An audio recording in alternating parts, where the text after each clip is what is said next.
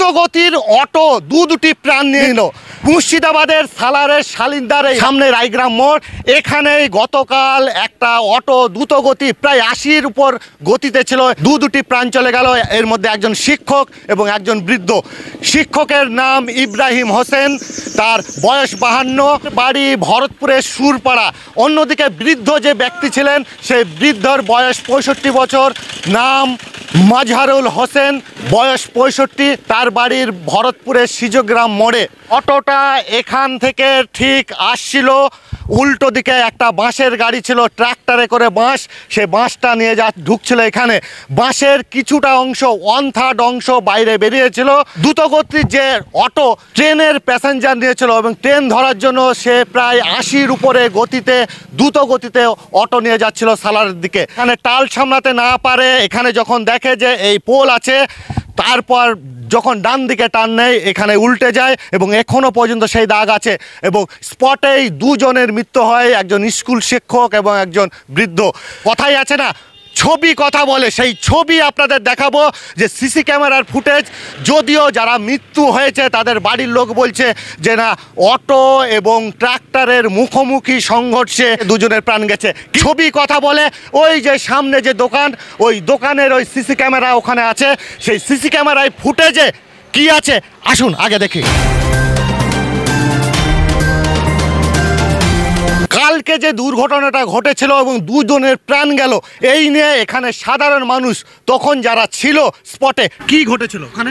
এখানে বাসের গাড়িটা ছিল আপনার, উনাকে হাত দেখানো হচ্ছিল। আচ্ছা, উনি একবারে এই করে বেপরোপ স্পিডে এসে পাল্টি খেয়ে গেল। গাড়ির সঙ্গে কোনো টাচ নাই। আচ্ছা, মানে তোমাদের ট্র্যাক্টর ছিল? হ্যাঁ, ট্র্যাক্টরটার সঙ্গে কোনো টাচ নাই, নিজের চোখে দেখা আমাদের। পুরো আমার এই স্পটে দাঁড়িয়েছিলাম। এটা অটোটা উল্টে গেল? অটোটা অটোমেটিক টাল সামালতে পারলো না, উল্টে গেল। গাড়ির সঙ্গে কোনো টাচই নাই।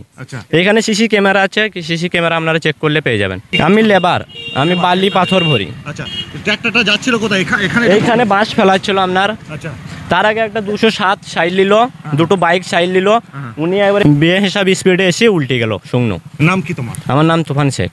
আচ্ছা, এই যে বারবার এখানে অ্যাক্সিডেন্ট হয় আপনাদের এখানে, এত অ্যাক্সিডেন্ট হয় কেন? আপনার মনে কি হয়? অ্যাক্সিডেন্ট হয় মতলব এই যে গাড়িগুলো প্রচণ্ড বেপরোয়া হয়ে যায়, ঠিক আছে, এরা নিজেকে মানে অনেক কিছু বড় কিছু মনে করে। হ্যাঁ, তাই এখানে এই যে আমাদের গ্রামের গাড়িটা ছিল দাঁড়িয়ে, এর কোনো দোষই নেই। সিসি ক্যামেরা আছে এখানে আমার এই লম্বু চাচার দোকানে, তো এখানে দেখলেই পাওয়া যাবে প্রমাণ। ঠিক আছে, ও গাড়িটা নিজের নিয়ন্ত্রণ হারিয়ে এখানে পাল্টে খায়। এবার মৃত্যু মারা গেছে, সেটা আমাদেরও শোকাগত। এখানে প্রশাসন আছে, এখানে দেখবে আমাদের সালার থানা প্রশাসন, আপনারা আছেন, যেটা বিবেচনা সেটা ক্যামেরার মধ্যে ধরা পড়বে। বাস এবার এটা চাই, এখানে একটা বাম্পার টাম্পার তৈরি করা দরকার। হ্যাঁ, প্রচণ্ড গাড়ি স্পিডে যাচ্ছে, এটাই প্রশাসনের কাছে, আপনাদের কাছে আমাদের বিনত নিবেদন। আমার নাম কিরণ শেখ, রায়গ্রাম বাড়ি আমার। সিসি ক্যামেরা যে ফুটেজ, এটা তো আপনার? জি জি। এটা কি দেখলেন আপনি?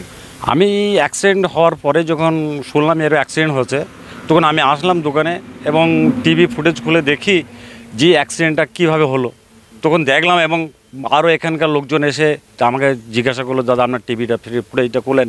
আমি ফুটেজ খুলে দেখছি বাসের গাড়িটা ওখানে দাঁড়িয়ে আছে, তার আগে একটা 207 বেরিয়ে গেল, দুখানা মোটরসাইকেল বেরিয়ে গেল।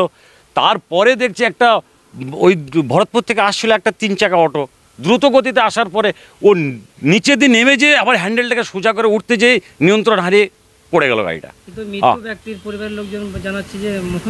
না না না, মুখোমুখির এখানে কোনো রকম মুখোমুখি সংঘর্ষ হয়নি। কারণ পুরোপুরি আমার টিভি ফুটেজে যেটা দেখা যাচ্ছে, গাড়িটা নিচে দিয়ে নেমে যেয়ে আবার উপরে উঠতে যেয়ে পাল্টে খেলো। এর সঙ্গে বাসের গাড়ির কোনো টাচ দেখতে পাওয়া গেল না আমার টিভি ফুটেজে।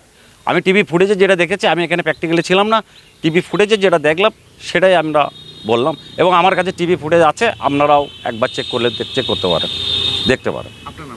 আমার নাম এমডি নাজাত আলী, আমি এই দোকানের মালিক। এটাই আমার দোকান। যেটা মারা গেছে এটা আমার মানে জামাইবাবু, আমার বোনের স্বামী।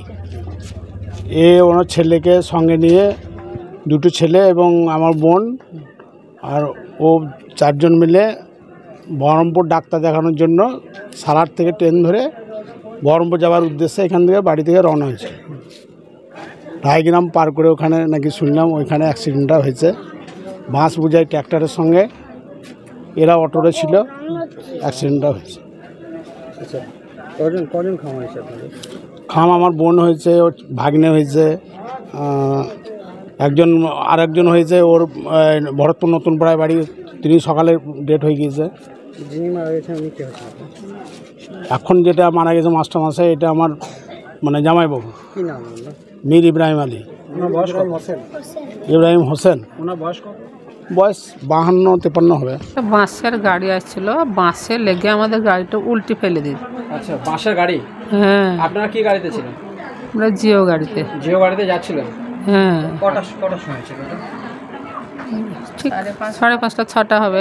কোথায় যাচ্ছিলেন আপনারা? ওরা 6:30 গাড়িতে ধরবে। আপনারা গাড়িতে?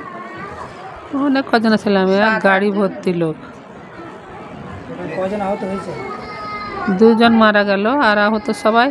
নাম কি? হ্যাঁ, বেনরা বেগম, ভরতপুর। আমরা অটোতে যাচ্ছিলাম, দিয়ে রায়গ্রাম মোড়ে আমাদের অটোটা যাচ্ছিল, আর একটা ইয়ে ট্র্যাক্টরে বাস ছিল, প্রচুর বাস, পেছন দিকটা অনেক লম্বা হয়ে বেরিয়েছিল, দিয়ে আমাদের টোটোটা বেরিয়ে যাচ্ছে আর ও চলে আসছে, দিয়ে পেছন দিক থেকে ওই বাসের বাড়ি লাগলো গাড়িটায়, আর গাড়িটা উল্টে গেছিলো, পুরো উল্টে গেছে একবারে। আচ্ছা, আপনাদের গাড়িতে কজন ছিল? আমাদের গাড়িতে আমরা 4 জন ছিলাম, আমি একই ফ্যামিলি 4 জন আর 2 জন, হ্যাঁ 8 জন ছিল। কোথায় যাচ্ছিলেন? আমরা সালার যাচ্ছিলাম। কি নাম আপনার? আমার নাম রেশমা খাতুন। আর যে মারা গেছে ওটা কে হচ্ছে? আমার হাজব্যান্ড ওনার নাম কি?